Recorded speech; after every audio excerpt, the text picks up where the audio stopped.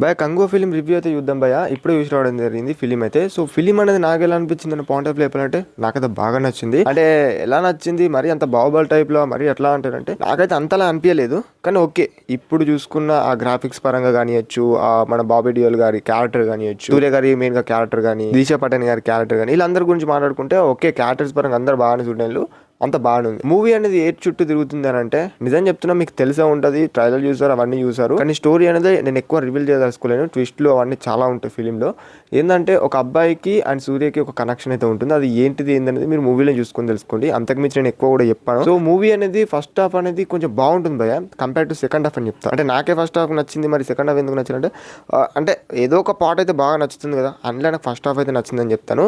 Second హాఫ్లో కొంచెం starting పొజిషన్లో కొంచెం బోరింగ్గా ఆ సీన్స్ అయితే అనిపిస్తాయి, కానీ ఓకే పర్వాలేదు. అండ్ ఇంకా చెప్పుకోవాలంటే భయ స్టోరీ పరంగా చాలా బాగుంది ఫిలిం గురించి చెప్పుకోవాలంటే. అండ్ ఇంకా నాకు నచ్చిన సెకండ్ హాఫ్ లో ఇంకేమైనా నచ్చిన పోర్షన్ ఏమైనా ఉందా అంటే కొంచెము క్రొకడైల్ సీన్ అయితే ఉంటుంది. అంటే అది కొంచెం బాగుంటుంది ఆ సీన్. విలన్కి హీరోకి వచ్చే ఆ ఫైట్ సీన్ కానియచ్చు, అదంతా ఆ స్టఫ్ చాలా బాగుంది. ఫిలింలో మీరు చూసేటప్పుడు కొంచెం ఎంజాయ్ చేస్తారు, ఆ థ్రిల్ అవుతారని చెప్పుకోవచ్చు.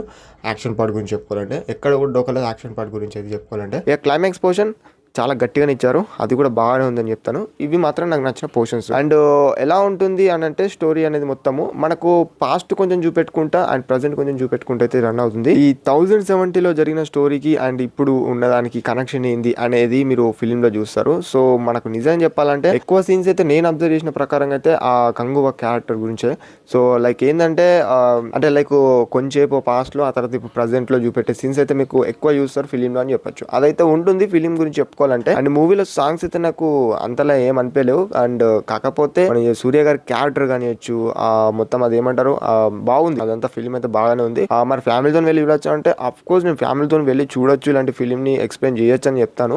కాకపోతే కొంచెం వైలెన్స్ మీరు చూసారు ట్రైలర్ లో, సో అది మీరు తప్పిస్తే మీరు అర్థం చేసుకోండి, అంతకుమించి నేను చెప్పా. అండ్ ఇంకా మూవీలో పాజిటివ్ విజన్స్ వచ్చేసరికి బ్యాక్గ్రౌండ్ మ్యూజిక్ చాలా బాగుంది, నాకైతే నచ్చింది, నేను కనెక్ట్ అయ్యానని చెప్పుకోవచ్చు. అండ్ ఇంకా ఫిలిం గురించి ఎక్కువ కూడా నేను చెప్పదలుచుకోలేను. జస్ట్ మీరు థియేటర్లు చూస్తేనే ఎక్స్పీరియన్స్ పొందుతారు. ఎటువంటి కూడా రివీల్ చేయదలుచుకోలేను. ఆ ట్విస్ట్లు కానియచ్చు, ఆ క్యారెక్టర్ కానియచ్చు. ఇంకా ఫిలిం గురించి చెప్పాలంటే ఆ గ్రాఫిక్స్ పరంగా అవసరం బాగానే ఉంది, ఎక్కడ కూడా డిసప్పాయింట్ అయితే వేయలేదు. అంటే లైక్ గ్రాఫిక్స్ గురించి చెప్పుకుంటే. అండ్ ఇంకా ఫిలిం గురించి ఒక్క ముక్కలే చెప్పాలంటే బాగుంది భయ, మీరైతే ఫిలిం ని పడితే ఇలా అయితే ఉంటుంది. అండ్ సూర్య గారికి ఒక మంచి హిట్ కావాలి, మంచి బ్లాక్ బస్టర్ టైప్ లో కావాలి అని నేను మనస్ఫూర్తిగా కోరుకుంటూ. అండ్ కంగువ మూవీ రివ్యూ అయితే ఇది. ఈ వీడియో కనుక మీకు నచ్చినట్లయితే ఛానల్ ని సపోర్ట్ చేయండి, అండ్ లైక్ చేయండి, అండ్ షేర్ చేయండి. That's it video. Thanks guys.